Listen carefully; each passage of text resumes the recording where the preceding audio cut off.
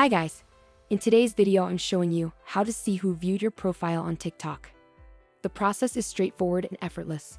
But before starting the process, here are a few conditions by which you can check the person who visit your profile. And the condition is, you can only see that person for the next 30 days. It means if a person will visit your profile, that list will be available for a month. And after that, the list will be clear.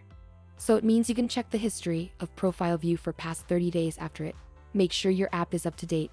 And if it's not, then open the Google Play Store or Apple Store and update it from there. Now open the TikTok application.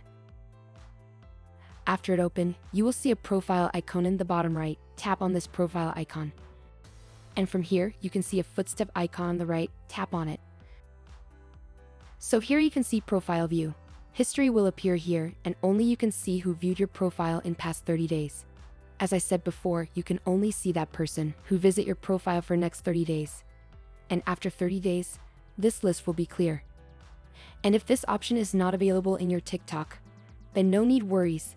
Tap on this arrow icon, which is on the left top, and tap on these three lines, which are on the top right, and tap on the option settings and privacy.